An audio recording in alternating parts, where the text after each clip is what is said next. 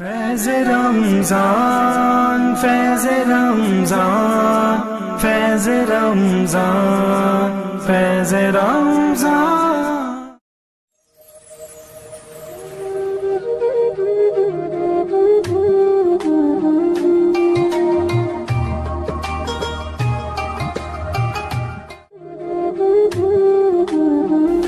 بسم اللہ الرحمن الرحیم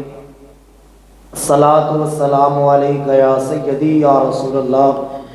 وعلی آلک واصحابک یا سیدی یا حبیب اللہ۔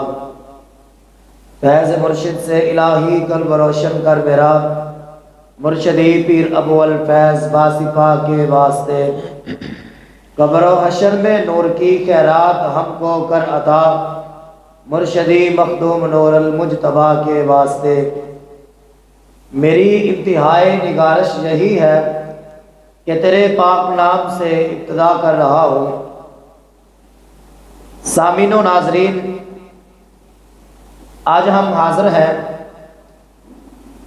اپنے مہمانوں کے ساتھ اور نئے موضوع کے ساتھ، اور ناظرین سے یہ گزارش ہے کہ ہم دین کی ترغیب کے لیے، دین کی اشاعت کے لیے ہم یہ کام کر رہے ہیں، تو ہمارا مقصد صرف یہی ہے کہ شاید کہ تیرے دل میں اتر جائے میری بات،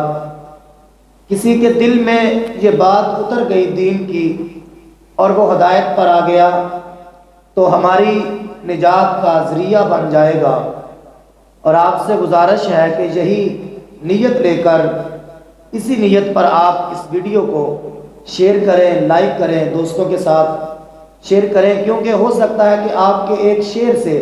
کسی دوسرے کی زندگی بدل جائے اور وہ ہدایت پر آ جائے، اور یہ ایک شیئر ہماری زندگی کو اچھی بڑھنے پر اور ہماری بخشش کا ذریعہ بن جائے۔ اللہ تعالیٰ کی بارگاہ میں دعا ہے کہ اللہ تعالیٰ ہمیں اس رمضان المبارک کی، اس گھڑیوں کی قدر کرنے کی توفیق عطا فرمائے اور اس رمضان میں ہمیں بخشش حاصل کرنے کی توفیق عطا فرمائے۔ تو اب ہم سب سے پہلے بڑھتے ہیں جو آج ہمارے مہمان عالم دین، استاذ العلماء حضرت مولانا محمد ذیشان علی سیالوی صاحب، آپ ہمارے ساتھ تشریف فرما ہے، اور ساتھ ہی ہمارے مہمان شناخواں حافظ محمد نواز علی چشتی صاحب، آپ تشریف فرما ہے۔ تو سب سے پہلے میں آپ سے گزارش کرتا ہوں کہ آپ ہمیں حضور نبی رحمت صلی اللہ علیہ وآلہ وسلم کی نعت شریف سناتے ہیں، اس کے بعد ہم اپنے مہمان عالم دین کی طرف بڑھتے ہیں۔ حافظ محمد نواز صاحب، بہت ہی پیارا کلام، ماشاء اللہ۔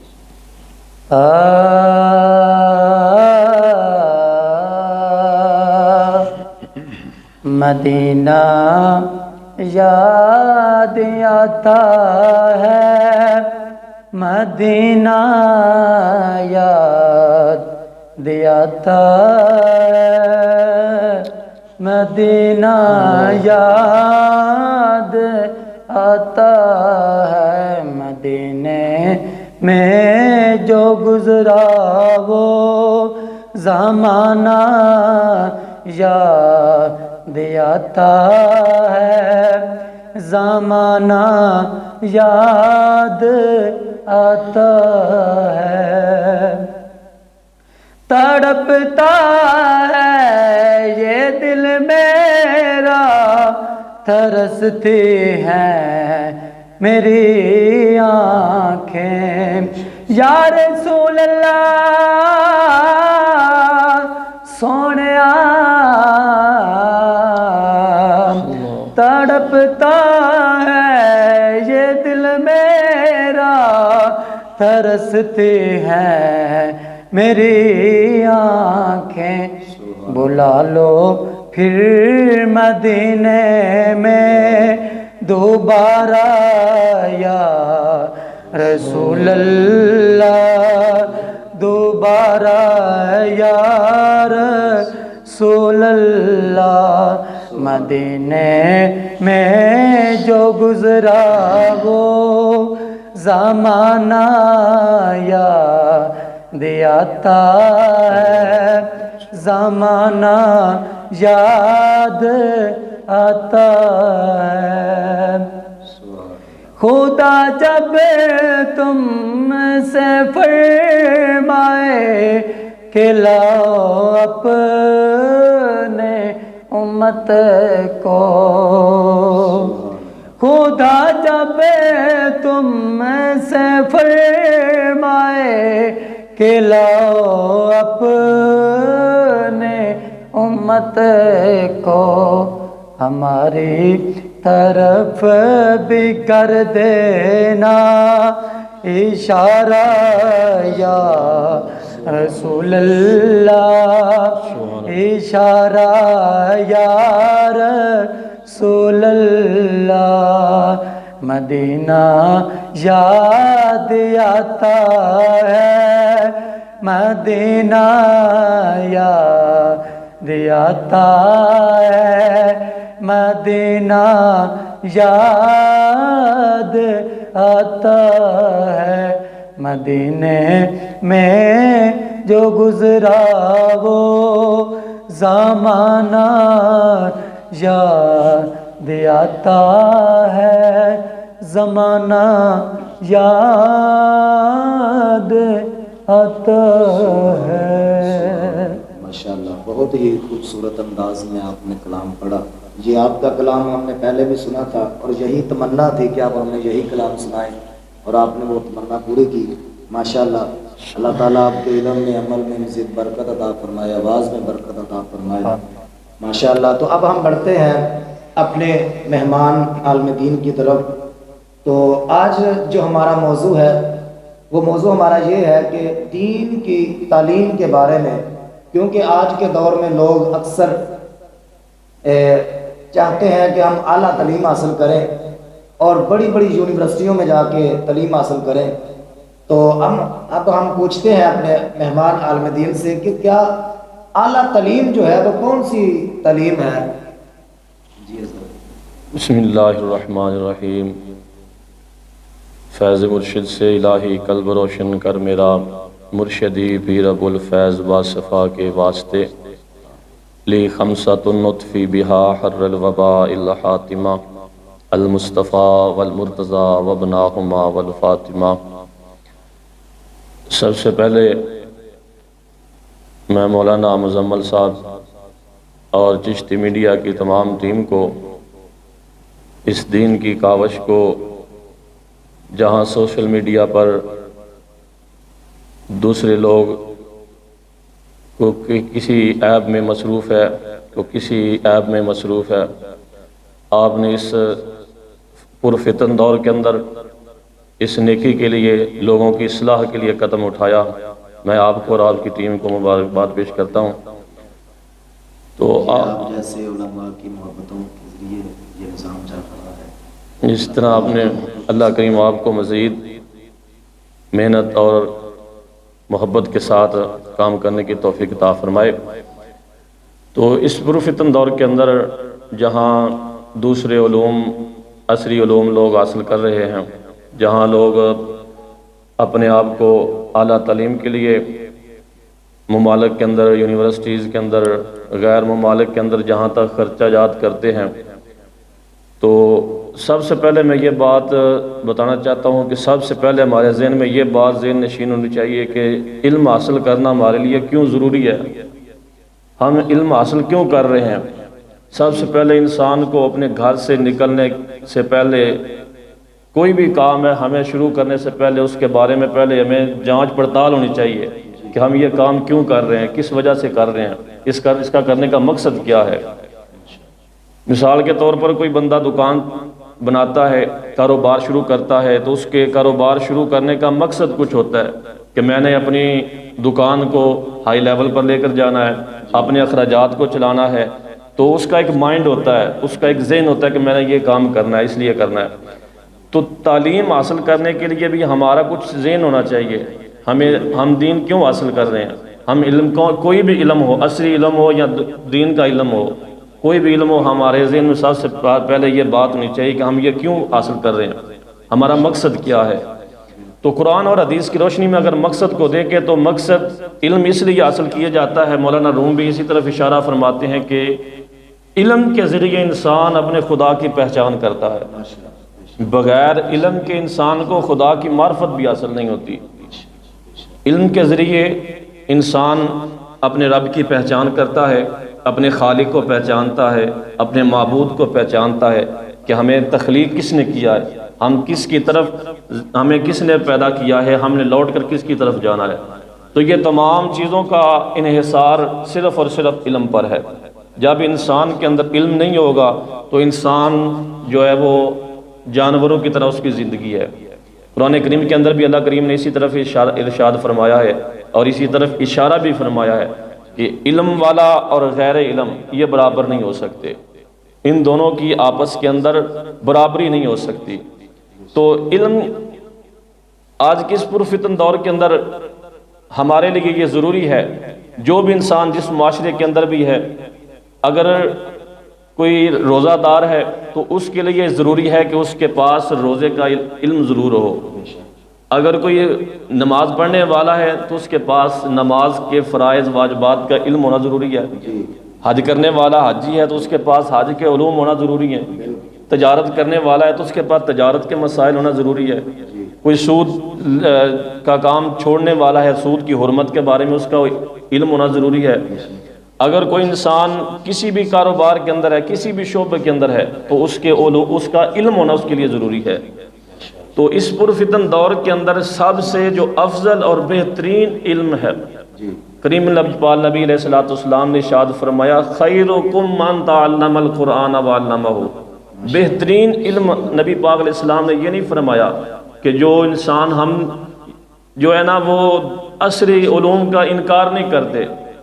بعض لوگ یہ سمجھتے ہیں کہ جناب آپ عصری علوم کا، کالج یونیورسٹی دنیاوی علوم کا سرے سے انکار کرتے ہیں۔ ہم اس کا انکار نہیں کرتے، لیکن عصری علوم کو آپ پس پردہ رکھیں، بعد میں رکھیں۔ جو افضل ترین علم ہے ہمیں صرف اس کی طرف آنا چاہیے۔ کریم لجپال نبی علیہ السلام نے فرمایا بہترین تم میں سے وہ انسان ہے جو قرآن پڑھتا ہے اور لوگوں کو پڑھاتا ہے۔ تو یہ بہترین علم ہے، اس سے ہی ہمیں سب کچھ ملتا ہے۔ نبی پاک علیہ الصلوۃ والسلام نے کس طرح اپنے اصحاب کو علم کے بارے میں ترغیب دی، علم کے آداب سکھائے، علم کے بارے میں ترغیب دی۔ حضرت امام مالک رحمۃ اللہ تعالیٰ علیہ آپ کے خاص الخاص شاگرد، آپ فرماتے ہیں کہ جب ہم امام مالک کے پاس بیٹھتے تھے تو بیٹھنے کے بعد جب درس حدیث ختم ہو جاتا، درس قرآن ختم ہو جاتا، تو جب ہم واپس جانے کے لیے اجازت لینے جاتے تو حضرت امام مالک ہمیں یہ فرماتے تھے خدا سے ڈرو، جو تم نے علم حاصل کیا ہے اس کو لوگوں تک بھی پہنچاؤ، اس کو صرف اپنے سینے تک محدود نہ رکھو۔ تو علم کا مقصد صرف اور صرف ہمارے ذہن میں سب سے پہلے اللہ تعالیٰ کی رضا کے لیے ہونا چاہیے کہ ہم یہ علم حاصل کر رہے ہیں تو اس کا مقصد صرف اور صرف اللہ کی رضا ہے۔ اللہ کی رضا کے بعد ہم اپنے آپ کو سنوار رہے ہیں، اپنے آپ کو جو ہمارا مقصد ہے تخلیق کا ہم اس کو سنوارنے، اس کے بعد صرف اپنے تک محدود نہ رکھیں، اپنے ساتھ جو متعلقہ لوگ ہیں، اپنے جو متوسلین ہیں ان کو بھی اس کے بارے میں بتائیں۔ تبلیغ کا جو انداز قرآن کریم نے ہمیں بتایا، نبی پاک علیہ الصلوۃ والسلام نے ہمیں بتایا، وہ یہی ہے۔ اللہ کریم نے بھی اپنے محبوب علیہ السلام کو فرمایا کہ اے پیارے حبیب آپ تبلیغ شروع کر رہے ہیں تو سب سے پہلے اپنے گھر سے شروع کریں، اپنے گھر والے قو انفسکم واہلیکم نارا، اپنے گھر والوں کو اس آگ سے بچائیں۔ تو سب سے پہلے نبی پاک علیہ السلام نے اپنے گھر سے تبلیغ شروع کی۔ تو اس لیے گھر سے تبلیغ شروع کرنا اور اس کی فضیلت گھر والوں کو بتانا، اس سے بڑھ کر فضیلت کیا ہو سکتی ہے جس کو نبی پاک علیہ السلام فرما رہے ہیں خیرکم، تم میں سے بہترین انسان وہ ہے۔ اب بتائیے معاشرے میں ہم سوشل میڈیا پر بھی دیکھتے ہیں لوگوں نے اتنی اس کی کلپ بنائے ہوئے ہیں کہ کامیاب انسان کون ہے، کامیاب کس کے پاس سکلز موجود ہیں تو وہ کامیاب ہے، جس کے پاس یہ سکلز ہیں تو وہ کامیاب ہے، جس کے پاس یہ جناب طور طریقے موجود ہیں وہ کامیاب ہے۔ لیکن ہمیں قرآن اور حدیث نے کتنا پر اثر انداز میں بتایا کہ گھر میں بیٹھ کر قرآن پڑھنے والا اور اپنے گھر والوں کو پڑھانے والا بہترین انسان ہے۔ تو اس لیے ہمیں یہ سب سے پہلے اپنے بارے میں سوچنا چاہیے ہم قرآن پڑھ رہے ہیں، ہم کس لیے پڑھ رہے ہیں۔ سب سے پہلے ہمیں اپنی آپ کو سنوارنا چاہیے، پھر لوگوں کو پاس ہمیں بیٹھ کر لوگوں کو معاشرے کی وہ امیر علیہ سنت مولانا الیاس قادری دامہ ظلہ، آپ کا وہ مشہور مقولہ آپ جو ہر اپنے بات کے اخیر پر فرماتے ہیں، جو مشہور ہے کہ مجھے اپنی اور لوگوں کی اصلاح کی کوشش کرنی ہے۔ یہی دین کا مقصد بھی یہی ہے کہ ہم اپنی بھی اصلاح کریں، لوگوں کی بھی اصلاح کریں۔ اسی لیے یہ دین قرآن کریم کو اللہ نے نازل کیا۔ آج کے دور میں تو لوگ کوئی علم، دین کا علم ہی حاصل کرتا ہے، کوئی خطیب بنتا ہے یا کوئی اس طرح کا کسی کا نام نکلتا ہے تو وہ غرور کرنے لگتا ہے۔ کیا اس میں غرور بھی کرنا چاہیے، تکبر بھی کرنا چاہیے، یا عاجزی اپنانی چاہیے؟ یہ بھی تھوڑا سا۔ یہ ماشاءاللہ آپ کا بہت ہی زبردست سوال ہے جی کہ بعض ایسے لوگ ہوتے ہیں، یہ دنیا داروں کے اندر بھی چیز پائی جاتی ہے اور دین کے اندر بھی یہ چیز پائی جاتی ہے، جو دین کے علماء ہیں، کہ جب دنیا والوں کے پاس پیسہ آتا ہے تو وہ غرور تکبر کرتے ہیں، اور علماء کے پاس جن کے پاس تھوڑا سا علم آ جاتا ہے تو وہ اپنے آپ کو اونچا سمجھنا شروع ہو جاتے ہیں، وہ دوسروں کو حقیر سمجھنا شروع ہو جاتے ہیں۔ تو نبی پاک علیہ السلام کی حدیث مبارکہ ہے، حضور علیہ السلام نے ارشاد فرمایا کہ جب تم دین کا علم حاصل کرو تو صرف اللہ کی رضا ہونی چاہیے۔ اگر کوئی انسان اس لیے دین کا علم حاصل کرتا ہے کہ میں جاہلوں کے ساتھ مقابلہ کروں گا، اگر کوئی اس لیے دین حاصل کرتا ہے کہ میں جناب لوگوں علماء کے ساتھ مناظرہ کروں گا، اپنی فوقیت بڑھاؤں گا، اپنے آپ کو اوپر سمجھوں گا، میں جناب بہت کچھ ہوں، تم کچھ بھی نہیں ہو، تمہیں یہ چیز نہیں آتی، تمہیں یہ نہیں آتی، لوگوں کے ساتھ مقابلہ کرنے کے لیے، تو نبی پاک علیہ السلام نے فرمایا کہ وہ اپنا ٹھکانہ جہنم بنا رہے۔ کتنی سخت وعید ہے یہ غرور تکبر کی، کہ جو انسان اپنے آپ کو اب فوقیت دیتا ہے۔ ہمارے حضور محدث عبدالوی رحمۃ اللہ ماشاءاللہ آپ فرمایا کرتے تھے جو خالی برتن ہوتا ہے وہ زیادہ کھڑکتا ہے، اسی طرح ہی ہے۔ تو آج کے دور میں جس طرح آپ نے فرمایا کہ کسی کے پاس تھوڑا سا علم ہوتا ہے تو جس کے پاس زیادہ علم ہوتا ہے وہ آج کل خاموش ہے۔ آج کے دور میں آپ نیٹ پر بھی دیکھ رہے ہیں کہ جن کے پاس علم ہے وہ خاموشی اختیار کرتے ہیں، چند مسائل ایسے ہیں، لیکن جن کے پاس علم نہیں وہ طوفان برپا کیے ہوئے نیٹ پر۔ تو اس کے بارے میں ذرا تفصیل سے فرمائیں کہ کیا علم حاصل کر کے یا تھوڑا سا علم کسی نے حاصل کر لیا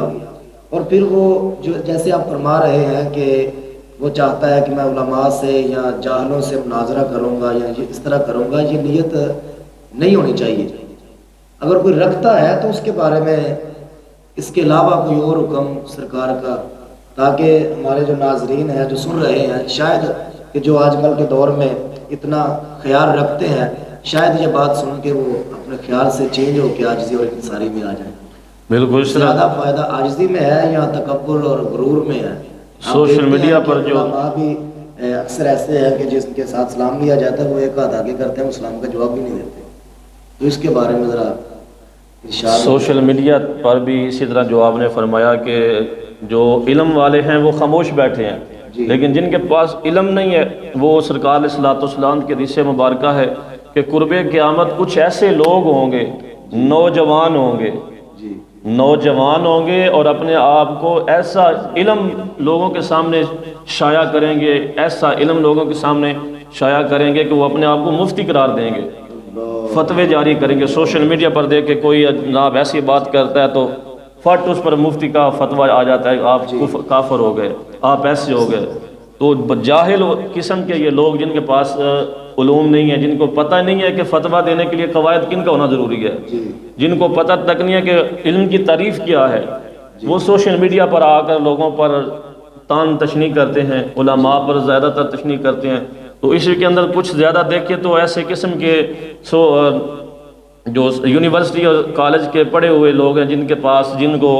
جن کے والدین نے ان کی اچھی تربیت نہیں کی، جنہوں نے ان کو قرآن حدیث کی طرف اور علماء کے پاس بیٹھنے کے دور رکھا، وہ اس طرح کے باتیں کرتے ہیں، زیادہ فتویٰ جات کرتے ہیں۔ اور دوسری بات آپ نے کی کہ جن کے پاس یہ تکبر ہوتا ہے، تو نبی پاک علیہ السلام نے فرمایا ہے کہ جس کے اندر حسد ہوتا ہے نا، تکبر ہوتا ہے، ایک ذرہ برابر، حضور علیہ السلام نے فرمایا کہ ذرہ برابر بھی جس کے دل میں تکبر غرور ہوگا وہ بندہ جنت میں نہیں جا سکے گا۔ اتنی بڑی وعید ہے، ہم صبح سے شام تک اور بعض اوقات رات کے اندر بھی ہم مطالعہ کے اندر گزارتے ہیں۔ اتنا علم، مجھے خود حیرت ہوتی ہے کہ اتنا علم ہم خود پڑھتے ہیں، احادیث کی ہم بار بار ان کو پڑھتے ہیں، لوگوں کو آگے بتاتے ہیں، لیکن پتہ نہیں ہم خود کیوں عمل نہیں کرتے۔ لوگوں کو حسد کے بارے میں بتاتے ہیں، بھی حسد اتنی برائیوں نیکیوں کو کھا جاتا ہے، لیکن ہم ایک دوسرے کا حسد کرتے ہیں۔ علماء آپس کے اندر سب سے جو زیادہ حسد اور غرور تکبر ہے وہ علماء طبقے کے اندر ہے، لیکن جو عاجزی اس کے اندر فضیلت ہے وہ کسی بات کے اندر فضیلت نہیں ہے۔ جو عاجزی ہے، کریمہ سعدی، شیخ سعدی رحمۃ اللہ تعالیٰ کی کتاب ہے، درس نظامی کے اندر پڑھائی بھی جاتی ہے، تو آپ فرماتے ہیں کہ جو عاجز بندہ ہے نا وہ اللہ تعالیٰ کا محبوب بندہ ہو جاتا ہے۔ عاجزی اختیار کرنے سے بندہ جو ہے نا وہ اللہ کا محبوب بن جاتا ہے۔ اور نیک لوگوں کی علامت بھی یہی ہے، قرآن کریم کے اندر بھی اللہ کریم نے فرمایا کہ جو لوگ اچھے لوگ ہیں، ایمان والے لوگ ہیں، وہ زمین پر عاجزی سے چلتے ہیں، ان کے گردن کے اندر غرور تکبر نہیں ہوتا، بلکہ وہ زمین پر عاجزی کے ساتھ چلتے ہیں۔ اور جب ان کا کسی بے وقوف کے ساتھ یا کسی کم علم کے ساتھ ان کا مناظرہ ہوتا ہے، ان کی بحث ہوتی ہے، بات چیت ہوتی ہے، تو قالوا سلاما، انہیں وہ سلام کرتے ہیں، ان سے وہ اعراض کرتے ہیں۔ تو یہ علم دین کی فضیلت ہے، جہاں ہم فضیلت پڑھتے ہیں وہاں اس کے ساتھ وعید بھی ہے، ہمیں ان وعید کی طرف بھی جو ہے نا غور کرنا چاہیے کہ ہم فضیلت تو یہ بیان کرتے ہیں کہ جب جناب دین پڑھنے والا اپنے گھر سے نکلتا ہے تو نبی پاک علیہ السلام نے فرمایا کہ وہ بظاہر ہمارے سامنے زمین پر چل رہا ہوتا ہے، لیکن حقیقت کے اندر نبی پاک علیہ السلام نے فرمایا اس کے پاؤں کے نیچے اللہ کے نوری فرشتے اپنے پروں کو بچھائے ہوتے ہیں۔ یہ دین کتنی فضیلت ہے، کسی کتاب کے اندر یہ موجود نہیں ہے، نہ انگلش کی کتاب کے اندر موجود ہے، نہ ریاضی، نہ جناب سائنس، بیالوجی، کیمسٹری کے اندر موجود ہے کہ جناب بیالوجی کیمسٹری پڑھنے والا فضیلت والا ہے۔ وہ علوم ضرور ہیں، ہم ان کا انکار نہیں کرتے، وہ دنیا کے لیے ضروری ہیں، ان کے بغیر گزارا بھی نہیں ہے، لیکن جو اصل فضیلت ہے، اصل جو بات ہے وہ قرآن اور حدیث کی دین کی ہے، ہمیں اس کی طرف آنا چاہیے۔ آپ نے والدین کے بارے میں پہلے بات کی کہ والدین جو تربیت اچھی نہیں کرتے بچے کی وہ بچہ بگڑتا ہے، تو کیا دین کے علوم کے بارے میں اولاد کے حقوق کیا ہیں والدین پر کہ دینی لحاظ سے؟ سب سے نبی پاک علیہ السلام نے ارشاد فرمایا کہ انسان کی سب سے پہلی جو درسگاہ ہے وہ اس کی ماں کی گود ہے، ماں کی گود سے آگے اس کو علم ملتا ہے۔ سب سے پہلی جو اس کی درسگاہ ہے وہ اس کی ماں کی گود ہے، اس کی ماں کی گود سے اسے کیا مل رہا ہے۔ سب سے پہلے ہم نے اپنے آپ کو دیکھنا ہے، والدین نے دیکھنا ہے اپنے آپ کو کہ ہم کیا کر رہے ہیں، ہم کس معاشرے میں رہ رہے ہیں، ہمارے جو عمل ہوں گے وہ ہماری اولاد پر کیا اثر ہوگا۔ کہ جب ہم اگر بعض ایسے بھی اقوال ملتے ہیں، بعض ایسی باتیں بھی ملتی ہیں کہ جب ماں کے پیٹ میں بچہ ہوتا ہے تو جو حرکتیں ماں کرتی ہے، جو اپنی آنکھوں سے نظارے دیکھتی ہے، وہی اثر اس کے پیٹ کے اندر بچے پر بھی ہوتا ہے۔ اگر وہ ٹی وی پر بیٹھ کر یا نیٹ پر بیٹھ کر یا ٹی وی کیبل پر بیٹھ کر ڈرامے دیکھتی ہے، فلمیں دیکھتی ہے، گانے سنتی ہے، موسیقی کی طرف راغب ہوتی ہے، تو وہ جو پیٹ کے اندر بچہ ہے اس پر بھی وہ اثرات پڑ رہے ہوتے ہیں۔ تو جب بچہ پیدا ہوتا ہے، اولاد کی تربیت والدین جو ہے نا وہ چھوڑ دیتے ہیں، تربیت نہیں کرتے۔ اور آج کل تو یہ اتنا جدید ٹیکنالوجی والا زمانہ آ گیا کہ لوگوں نے، والدین نے اپنی اولاد کی جو تربیت ہے وہ سکولوں کے اندر بس کر دی ہے۔ 3 سال کا بچہ ہوتا ہے تو سکول میں داخل کر دیتے ہیں۔ اب سکول کے اندر وہ سکول کی تعلیم حاصل کروانے کے لیے وہ اس کا یونیفارم پر بھی خرچہ کرتی ہیں، کتابوں پر بھی خرچہ کرتے ہیں، اس کی فیس بھی دیتے ہیں، اس کی ٹیوشن فیس بھی دیتے ہیں، اور یہاں تک جو اب جدید ٹیکنالوجی کا زمانہ، جدید ترین زمانہ نکلا ہے کہ بچوں کو کھلانے کے لیے، ان کو دل بہلانے کے لیے، ان کا دل لگانے کے لیے، ان کو کھانا کھلانے کے لیے جو سکولوں کے اندر انہوں نے لیڈیز رکھی ہوتی ہیں، ان کی بھی وہ فیس دیتے ہیں۔ جو کام والدین کا تھا، جو تربیت والدین نے کرنی تھی، وہ اب سکول میں کر رہے ہیں۔ تو سکول کے اندر جو انہوں نے لیڈیز رکھی ہیں یا جو بھی ان کا نظام ہے، تو والدین نے اپنے سے بوجھ اتار دیا۔ تو کریم لجپال نبی علیہ السلام نے اس کی طرف خوب توجہ دی ہے کہ والدین اپنے اولاد پر خوب توجہ دیں۔ نبی پاک علیہ السلام کی حدیث مبارکہ ہے کہ ہر رائی کو اس کی رایا کے بارے میں پوچھا جائے گا۔ جو گھر کا سربراہ ہے اس سے اس کے معاملات کے بارے میں پوچھا جائے گا، اور جو والدین ہیں ان کو ان کی اولاد کے بارے میں پوچھا جائے گا کہ وہ اپنی اولاد کے ساتھ کیا تربیت کر رہے ہیں۔ کل قیامت کے دن اگر کوئی رائی اپنی رعایا کے ساتھ اچھا تعاون نہیں کر رہا، ان کے ساتھ اچھا سلوک نہیں کر رہا، تو اس والد کو اور اس رائے کو اب یہ معاشرے کے اندر کسی پر بھی چل سکتا ہے، کونسلر پر بھی چل سکتا ہے، وزیر اعظم پر چل سکتا ہے، وزیر پر، کیونکہ وہ رائی ہے، ان کے نیچے قوم ہے۔ تو نیچے چلتے چلتے اس طرح یہ والدین پر اولاد کے حقوق آتے ہیں۔ سب سے پہلے جو اولاد کا حق ہے وہ ان کے لیے یہ والدین پر حق ہے کہ وہ ان کو دین کی تعلیم دے، ان کو اپنے آپ بتائیں کہ ہم ہیں کون، مسلمان ہیں کافر ہیں، کیونکہ جو بچہ پیدا ہوتا ہے نبی پاک علیہ السلام نے ارشاد فرمایا کہ وہ اپنی فطرت پر پیدا ہوتا ہے، یہ آگے ان کے والدین ہوتے ہیں، وہ اسے یہودی بناتے ہیں، عیسائی بناتے ہیں، مسلمان بناتے ہیں، تو یہ والدین پر منحصر ہے۔ تو اسی طرح جب بچہ جوان ہوتا ہے تو سب سے پہلے آج ایک غلطی ہمارے معاشرے میں پائی جاتی ہے، جب بچہ بولنے لگتا ہے نا تو بچہ گالی نکالتا ہے۔ معاشرے میں جہاں لڑائی جھگڑا والدین کے اندر ہوتا ہے، چھوٹے بڑے جو گھر کے اندر بچے ہوتے ہیں وہ گالی نکالتے ہیں، جو پہلا بچہ ہوتا ہے بولنے والا وہ گالی نکالتا ہے، تو وہاں پر افسوس، ساتھ افسوس یہ ہوتا ہے کہ والدین وہاں پر مسکراتے ہیں، خوشی کرتے ہیں، ایک دوسرے کو بلاتے ہیں، دیکھو یہ ہمارا بچہ کتنی پیاری گالی نکال رہا ہے۔ جب یہی بچہ جوان ہوتا ہے پھر اس سمجھتا ہے کہ یار یہ گالی نکالنا کتنا اچھا کام ہے کہ میرے والدین مجھ سے خوش ہو رہے ہیں، تو جب والدین خوش ہوتے ہیں تو وہ بڑا ہو کر بڑی گالی نکالتا ہے، تو جب وہ بڑا ہوتا ہے تو پھر والدین کہتے ہیں جی یہ دیکھو ہمارا بچہ جو نا ہمارے ہاتھ سے نکلتا جا رہا ہے، کتنا بدتمیز ہو گیا ہے۔ پھر وہ علماء کے پاس آتے ہیں تعویذات کے لیے۔ تو سید شبیر شاہ صاحب رحمۃ اللہ تعالی علیہ حافظ آبادی، آپ ایک مقولہ فرمایا کرتے تھے کہ آپ کے پاس کسی نے شکایت کی نا کہ بچے ہمارے نا ہاتھوں سے نکلتے جا رہے ہیں، ان کی تربیت اچھی نہیں ہو رہی، پتہ نہیں کن کے پاس یہ بیٹھتا ہے،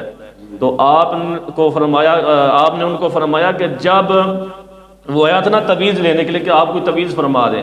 تو سید شبیر شاہ صاحب رحمۃ اللہ تعالیٰ نے فرمایا کہ جب ہمارا تویز چلنا تھا اس وقت تم نے ہمارے پاس بھیجا نہیں ہے، جب اب ہمارا تویز چلنا نہیں ہے تو اب تمہارے پاس آ رہے ہو۔ تو مطلب یہ تھا کہ جب چھوٹا جوان ہوا تھا اس وقت انہیں مسجد میں بھیجنا تھا، اس وقت امام مسجد نے اس کی تربیت کرنی تھی، اس کو اچھائی کے بارے میں بتانا تھا، برائی کے بارے میں روکنا تھا، بتانا تھا، لیکن اس وقت تم اپنی اولاد کی عیش میں تھے کہ ہمارا بھی بچہ چھوٹا ہے۔ تو اس لیے یہ والدین پر سب سے پہلا جو حق ہے وہ یہ ہے کہ جو باپ ہے وہ اپنے بیٹے کی اچھی تربیت کرے، جو ماں ہے وہ اپنی بیٹے کی اچھی تربیت کرے، اس کو دین کے بارے میں بتائے، نبی پاک علیہ السلام کے بارے میں بتائے، دین اسلام کے بارے میں بتائے، قرآن کی تعلیم کے بارے میں بتائے کہ ہم نے اس دنیا میں کس لیے ہمیں پیدا کیا گیا ہے، وَمَا خَلَقْتُ الْجِنَّ وَالْإِنسَ إِلَّا لِيَعْبُدُونَ، ہماری تخلیق کا مقصد کیا ہے۔ تو والدین کو یہ چاہیے کہ وہ اپنی اولاد کو قرآن پاک کی تعلیم کے ساتھ ان کو اپنے سے بڑے کے ساتھ بولنے کا انداز، اپنوں کے چھوٹے کے ساتھ بیٹھنے کا انداز، اپنے جو والدین ہیں ان کا ادب احترام، اپنے اساتذہ کا احترام، یہ اس کے لیے ضروری ہے۔ تو جب ہم خود والدین یہ تربیت کا عملی اقدام اٹھائیں گے تو پھر ہماری اولاد جو ہے نا وہ نیک ہوگی۔ یہاں تک بھی کچھ بزرگوں نے لکھا ہے کہ جو والدین کی ذمے اولاد کے حقوق ہیں وہ سب سے یہ بھی ہے کہ جب وہ آپس کے اندر لڑائی جھگڑے کے لیے کوئی بات چیت ان کے اندر اگر موجود ہو کہ وہ لڑائی جھگڑا کرنا چاہ رہے ہوں تو اولاد کے سامنے نہ کریں۔ اولاد کے سامنے اگر کسی باپ نے اپنی بیوی کو مارا ہے تو اس کو چاہیے کہ اس کی صلح بھی بیٹے کے سامنے کرے، تاکہ بیٹے کو یہ پتہ ہو کہ یار باپ جو کام کر رہا ہے یہ کوئی اچھا کام ہے، کسی کے ساتھ لڑائی کے بعد صلح بھی کرنی چاہیے۔ تو اگر ہم اپنے اولاد کے سامنے فلمیں، ڈرامے، گالی گلوچ یا جھگڑا کریں گے تو اولاد بھی سمجھے گی کہ ہم نے یہی کرنا ہے۔ تو جو والدین اپنی اولاد کے سامنے کام کریں گے وہی اولاد بھی آگے کام کرے گی۔ تو اس لیے ہمیں سب سے پہلے جو مین بنیادی اصول ہے وہ یہ ہے کہ ہمیں اپنی اولاد کو دین کی طرف راغب کرنا چاہیے، دین اسلام کی طرف راغب کرنا چاہیے، کیونکہ نبی پاک علیہ السلام نے فرمایا، حضرت مولا علی رضی اللہ تعالیٰ عنہ روایت فرماتے ہیں، نبی پاک علیہ السلام نے فرمایا کہ طالب العلم فریضۃ علی کل مسلم، ہر مسلمان پر علم حاصل کرنا ضروری ہے، اور وہ بھی دین کا علم حاصل کرنا ضروری ہے۔ اور بعض حدیثوں میں نبی پاک علیہ السلام نے فرمایا کہ ماں کی گود سے لے کر قبر تک، گور تک، ماں کی گود سے لے کر گور تک، یعنی کہ قبر تک علم حاصل کرنا ہر مسلمان پر ضروری ہے، فرض ہے۔ تو یہ علم ایک ایسا سمندر ہے، خاص طور پر دین کا علم ایسا یہ سمندر ہے کہ جو اس میں جتنا غوطہ زنی کرتا ہے، جتنا غوطہ زنی کرتا ہے، چاہے اس کے پاس جتنا بڑا بھی علوم کا خزانہ آ جائے، وہ اور زیادہ تڑپ رکھے گا۔ اب کائنات کے اندر سب سے بڑی ذات نبی پاک علیہ السلام کی ذات ہے، جن کو نبی پاک علیہ السلام نے عالم ما کان و ما یکون کا علم عطا فرمایا، جو پہلے تھا وہ بھی، جو آخر تک ہوگا، سب کچھ علم عطا فرما دیا۔ اس کے باوجود اللہ کریم نے فرمایا قل رب زدنی علما، اے محبوب آپ رب کی بارگاہ میں ہی عرض کریں، کیا عرض کریں؟ یا اللہ میرے علم میں اضافہ فرما۔ اب دیکھیں کہ ہر چیز تو پہلے موجود ہے، اللہ کریم نے ہر چیز بتا دی ہے، ہر چیز سکھا دی ہے، لیکن علم ایک ایسی چیز ہے، لیکن نبی پاک علیہ السلام فرما رہے ہیں، رب کی بارگاہ میں عرض کر رہے ہیں یا اللہ میرے علم میں اضافہ فرما۔ تو اس کی افادیت اور اس کی اہمیت اس کے اندر ہمیں یہ معلوم ہوتی ہے کہ علم حاصل کرنا ہر ایک کے لیے ضروری ہے، وہ کسی شعبے کے اندر کیوں نہیں ہے، تو اس کے لیے علم ضروری ہے۔ سب سے پہلے جو والدین پر فرض ہے کہ وہ اپنی اولاد کو اچھی بات کی طرف راغب کریں، جب بچہ جوان ہو جائے تو اس کو علماء کے ساتھ بٹھائیں، اپنے گھر کے اندر دینی کتب کا ذخیرہ رکھیں۔ آج ہم بلڈنگ تیار کرتے ہیں، مکان تیار کرتے ہیں، تو ہمارے ہر ایک چیز کا کمرہ ہوتا ہے، یہ ہمارا بیڈ روم ہے، یہ ہمارا مہمان خانہ ہے، یہ ہمارا فلاں کمرہ ہے، یہ فلاں کمرہ ہے۔ کبھی ہم نے ایک چھوٹا سا کمرہ اس لیے بھی بنایا کہ جس کے اندر ہماری صرف دینی کتب کی لائبریری ہو، کہ جو ہمارا مہمان آئے وہ بھی دین کا علم حاصل کرے۔ ہم اتنا لاکھوں کروڑوں روپیہ خرچ کرتے ہیں، لیکن چھوٹا سا کمرہ ہم اس لیے نہیں بناتے کہ اس کے اندر جناب دین کی کتب ہوں، کہ ہماری اولاد فارغ ٹائم میں کے اندر موجود ہو، قرآن کی تعلیم حاصل کریں،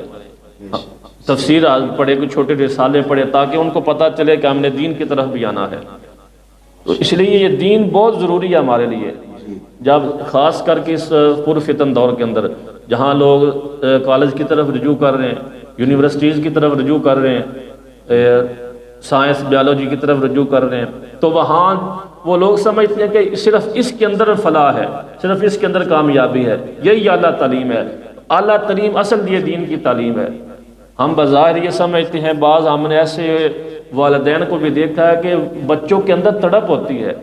کہ ہم نے دین کا علم پڑھنا ہے، ہم نے دین کی طرف راغب ہونا ہے، لیکن والدین جو ہے نا وہ ان پر جبراً ان کو پیچھے ہٹا دیتے ہیں۔ اس میں رکھا کیا ہے، کیوں اس کی طرف جا رہے ہو، اس کے اندر کیا ہے؟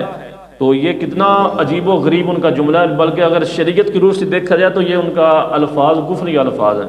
کہ دین کی تعلیم کو وہ تحقیر کر رہے ہیں۔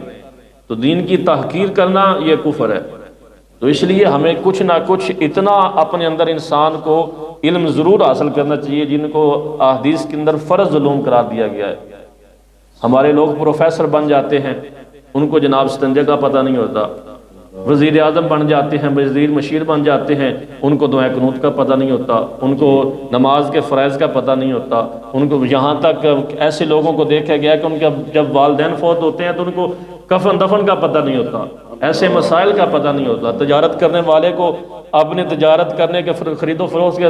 مسائل کا ہی نہیں پتہ ہوتا۔ تو یہ وہ علوم ہے پاکی پلیتی کے جو کسی کو ایسے لوگ بھی ہیں جن کو استنجے کا نہیں پتہ، تو یہ فرض علوم قرار دیے گئے ہیں۔ تو ان کو فرض علوم یہ ہر مسلمان پر فرض ہیں۔ ٹوٹل جو فقہ کے علوم ہیں، صرف نحو ہے، منطق ہے، جتنی بھی یہ کتابیں ہیں علوم کی تمام ہر ایک پر فرض نہیں ہے، صرف جو فرض علوم ہے وہ ہر ایک کے لیے ضروری ہے۔ باقی جو تمام عالم دین مکمل کورس ہے وہ اگر گھر کے اندر ایک فرد بھی حاصل کر رہے تو وہ مسئلہ حل ہو جاتا ہے، لیکن فرض علوم وہ ہر ایک کے لیے ضروری ہے۔ دین کی فضیلت بہت ضروری ہے ہمارے لیے۔ ہم نے جہاں لوگ پروفیسر کی طرف بننا چاہ رہے ہیں تو وہاں ہمارے گھر میں ایک عالم دین بھی ہو جو لوگوں کو دنیا کی سے نہیں بلکہ اللہ اور اس کے رسول کی محبت کے بارے میں بتائے گا۔ تو دین کی تعلیم ہر لحاظ سے ضروری ہے، کیونکہ دین کی تعلیم سے ہی پتہ چلتا ہے کہ والدین کا کیا احترام ہے، ان کا کیا مقام ہے، بیٹی کا معاشرے میں کیا مقام ہے، بیٹے کا کیا مقام ہے، یہ دین کی تعلیم ہوگی تو اس سے پتہ چلے گا ان الفاظ کا۔ تو ناظرین،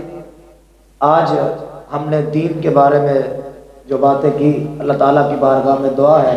کہ اگر اس میں کوئی کمی بیشی یا غلطی ہو اپنی رحمت کے صدقے معاف فرمائے، اور آپ سے گزارش ہے کہ آپ اس ویڈیو کو زیادہ سے زیادہ شیئر کریں تاکہ یہ دین کی بات دوسرے دوستوں تک پہنچے۔ اللہ تعالیٰ ہم سب کا حامی و ناصر۔ فیض رمضان، فیض رمضان، فیض رمضان، فیض رمضان۔